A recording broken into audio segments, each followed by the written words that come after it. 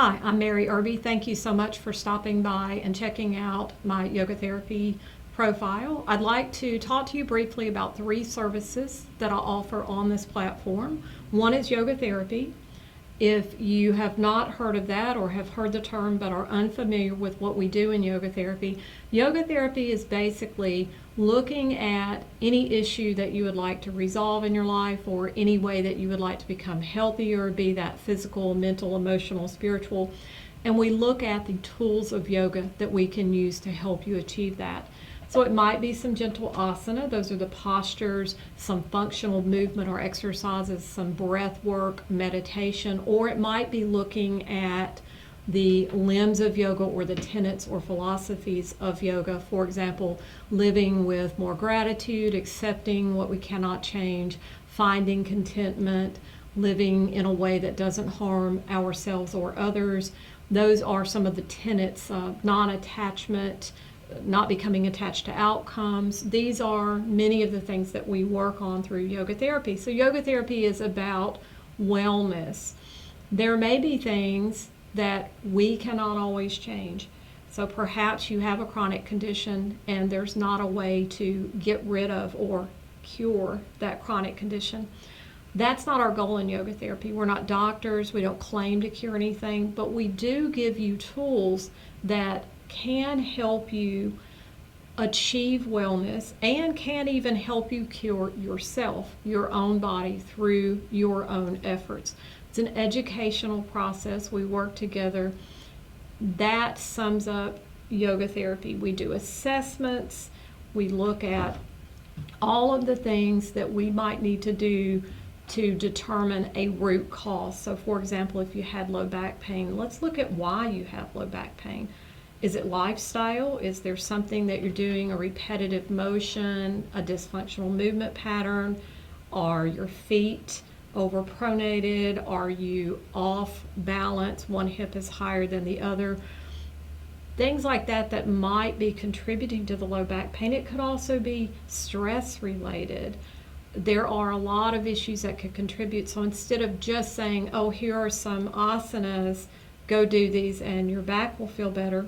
Yes, we want to do some asanas probably to stretch and strengthen the affected area, but we also want to look at the root cause. Can we decrease your stress? Maybe that's meditation, breath work, whatever that is for you. Each person is very individualized. Maybe it's changing shoes. Maybe it's changing how you stand, how you sleep. There could be dietary changes involved. Maybe you've got inflammation, and we can recognize that through the assessment process and recommend some education that you're able to implement into your life to decrease inflammation, for example. So there are a lot of different ways that you could use yoga therapy. Again, they're not all physical. It could be stress, it could be weight issues. I've worked with a lot of people who have emotional overeating. There are a lot of things we can do in yoga.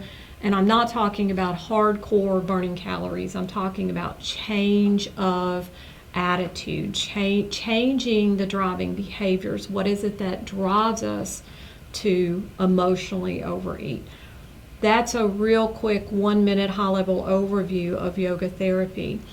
The second thing I want to talk to you about is meditation. Many clients come to a yoga therapist not necessarily wanting the full yoga therapy package. They simply want to learn to meditate. They've read about the benefits of meditation, maybe experienced those benefits in the past, but maybe they've fallen out of their meditation program or habit and they want to get back into it, or maybe they would like to learn to explore new ways of meditation.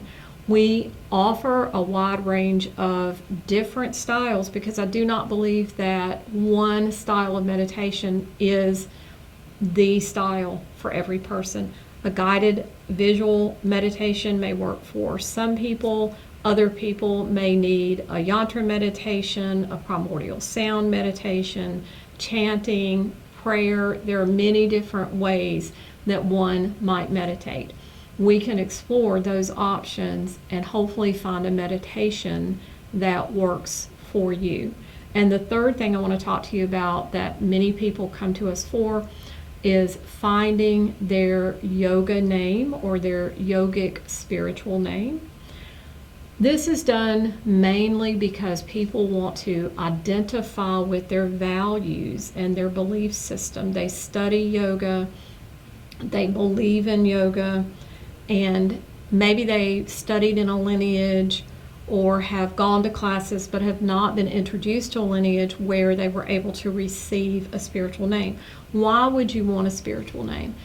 A spiritual name serves as a constant reminder to us of our values and of what we want to represent in our life. So how we act needs to be in accordance with our belief system. When we use our spiritual name, it reminds us of those values that we hold dear, or perhaps it's using a god or a goddess name. Again, it's the values that particular Sanskrit phrase represents, and I say Sanskrit because it's normally a Sanskrit word. It represents something, so it could represent faith, peace, gratitude, non-harming, serenity. Those words, when you apply them, we create a name for you, and you remember that each day. Maybe you use it in your meditation, maybe you adapt that name and you ask people to call you that name. Many people do that, even not necessarily yoga teachers, yoga practitioners. When we do that, again, it reminds us daily we want to live life in accordance with our values. We want that to resonate. How do we come up with this yogic name? It's not simply me picking a word, picking a name and saying, here's your name, because that wouldn't be very meaningful to you. There are two ways that we join together to come up with an appropriate spiritual name, and one of them is through Vedic astrology. We can come up with your particular seed mantra. It's a sound that can be incorporated into your spiritual name. But the other aspect is working together, allowing me to get to know a little bit about you so that we figure out what your values are. Is there a god or goddess that you are attracted or drawn to? And it could be Eastern, it could be Western. It doesn't have to be in the Indian tradition. A lot of times it is.